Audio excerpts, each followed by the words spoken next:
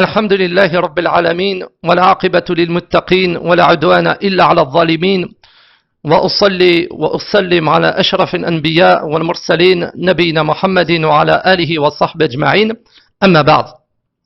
Beaucoup s'interrogent au sujet de la prière de l'Aïd. Et cela est légitime en pleine circonstance inhabituelle dans un contexte particulier, alors qu'on vit les derniers jours du mois du Ramadan. Et beaucoup d'entre nous ont entendu cette fatwa qui a été émise par de nombreux savants contemporains, incitant les musulmans à prier Salat al-Eid dans leur demeure, dans leur maison. Et donc de ce fait, beaucoup de musulmans s'interrogent au sujet de la manière de prier cette prière dans les maisons. Et d'abord, parmi les choses importantes qu'on doit se rappeler, c'est que Allah Jalla wa Ala est celui qui a choisi, qui a décrété que le jour de l'Aïd est un jour de fête pour tous les musulmans, pour toute la nation musulmane. C'est pour cela que ce jour est un grand jour pour tous les musulmans. Et Allah Jalla wa Ala, en ce jour, il a légiféré une prière. Donc il y a une prière qui doit être célébrée en commun, en groupe, en ce jour. C'est-à-dire en ce jour de Eid qui marque la rupture du jeûne du mois du Ramadan. Mais dans ces circonstances inhabituelles, dans ces conditions particulières, alors qu'une épidémie s'est propagée dans le monde entier, et elle ne cesse de sévir dans une grande partie du monde entier, donc dans beaucoup de pays, que ce soit des pays musulmans ou bien dans des pays non musulmans, cette prière ne pourra pas être célébrée dans les lieux dédiés à celle-ci, que ce soit fi al-musalla ou bien que ce soit fil masajid, dans les mosquées. Donc que ce soit dans le musalla ou bien dans les mosquées, cette prière ne pourra pas être célébrée en commun, en groupe, comme à l'habitude. Par conséquent, vous avez pu constater la fatwa de certains savants contemporains disant aux musulmans qu'il était possible de célébrer et de prier cette prière dans leur maison. Donc de la célébrer soit en groupe, si des familles vivent ensemble, donc de la célébrer en famille, sinon si la personne vit seule, de la célébrer seule. Donc soit les gens la célèbrent en famille, s'ils vivent ensemble dans la même maison, ou bien si une personne vit seule dans sa maison, alors il peut aussi célébrer et prier cette prière. Et cela conformément à l'avis d'une grande partie de savants qui considèrent que cette prière de l'Eid, c'est une prière qui peut se rattraper. Comme cela est prouvé dans un récit qui remonte jusqu'au célèbre compagnon Anas ibn Malik. Il est rapporté qu'il a rattrapé cette prière après qu'il ait réuni sa famille. Et cela chez lui. Et ça c'est rapporté par le grand imam Mohammed ibn Ismail al-Bukhari dans son authentique, et c'est rapporté aussi par d'autres. Comme cela aussi, cette manière de faire a été rapportée par d'autres anciens pieux prédécesseurs. C'est pour cela que les musulmans, ils pourront accomplir cette prière de l'Aïd chez eux, premièrement en se préparant pour celle-ci. Quel est le sens de cela? Beaucoup négligent la préparation. C'est-à-dire qu'il est bon, avant, pour ce jour, de se doucher, de se parfumer, de choisir des vêtements dignes pour une telle occasion. Donc ça, c'est important. Première chose, la préparation. Donc le fait de se doucher, le fait qu'il est méritoire, ensuite de se parfumer, qu'il est recommandé de choisir des vêtements dignes pour cette occasion. Et ensuite de se réunir en famille.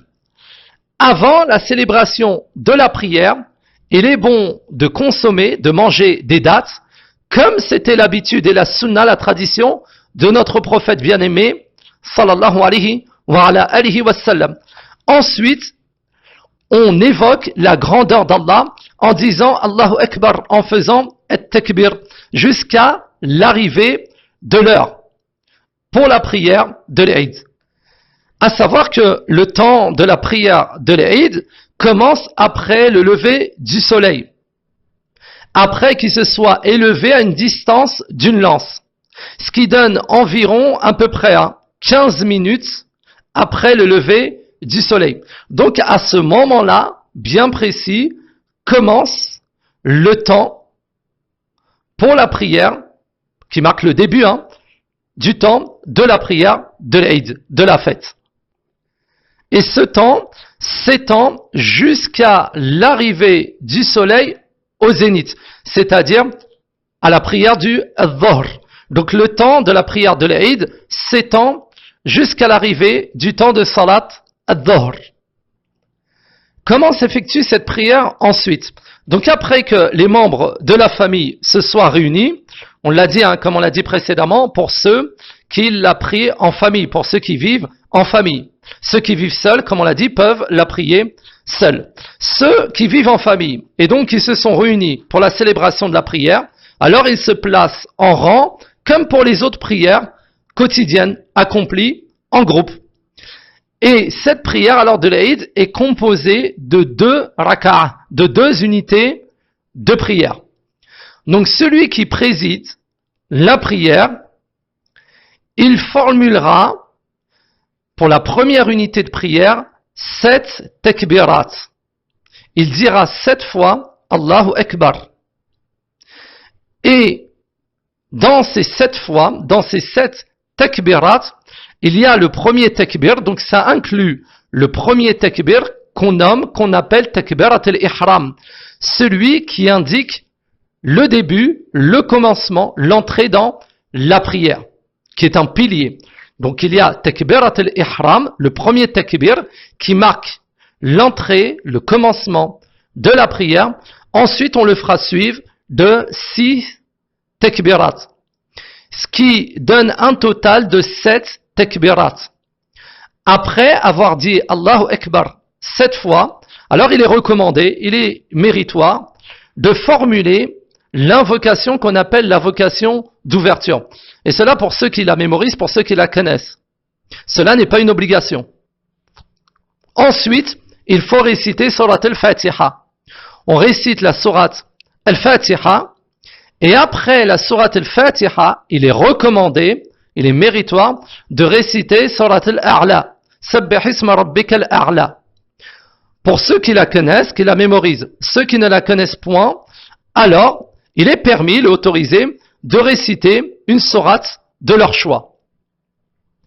Ensuite, après qu'on se soit incliné, prosterné, qu'on ait dit ensuite à la fin Allahu Akbar pour se relever, pour accomplir la deuxième unité de prière, alors lorsque on est debout, pour accomplir la deuxième unité de prière, alors là, on dira 5 fois Allahu Akbar. C'est-à-dire, on fera 5 takbirat. Après ces 5 takbirat, là, on récitera Surat al-Fatiha. On récitera la Surat al-Fatiha qu'on fera suivre par la Surat al-Ghashiyah. Donc il est bon, il est méritoire, fait partie de la sunna du messager d'Allah de lire, en l'occurrence, Surat al-Ghashiyah. Pour ceux qui ne la connaissent pas, qui ne la mémorisent pas, alors ils peuvent réciter une sourate de leur choix. Et ainsi, ils vont terminer la deuxième unité de prière, après qu'ils se soient inclinés, qu'ils se soient prosternés. Ensuite, on fait les salutations, et là, on a fini cette prière. Comme on l'a dit, qui est composée de 2 unités de prière. Après la prière, il est bon pour les membres de la famille, pour ceux qui ont célébré cette prière en famille, de se féliciter. Et les félicitations sont importantes en ce jour qui est grand. C'est un grand jour pour les musulmans. Et donc, on se félicite. Et comme on l'a dit précédemment, ce jour, c'est Allah Jalla wa Ala qui l'a choisi, qui a décrété que c'est un jour de fête pour toute la nation musulmane. Et donc, ça fait partie des bienfaits d'Allah subhanahu wa ta'ala. Et les bienfaits d'Allah sur nous sont nombreux, qu'on ne pourrait les compter et les dénombrer. Et donc, on remercie Allah Jalla wa Ala pour cela, et on se félicite, à savoir quelques remarques importantes.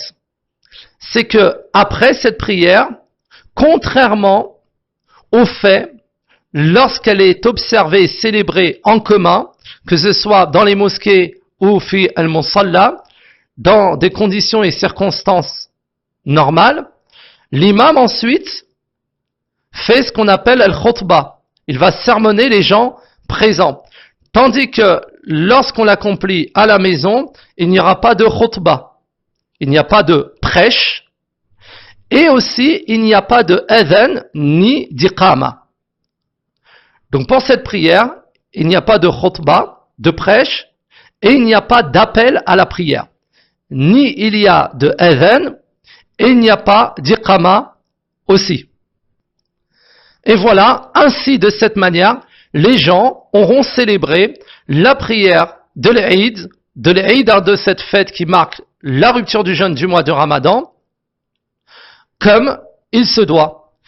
Et donc de ce fait, louange à Allah qu'on puisse l'adorer en toutes circonstances, subhanahu wa ta'ala.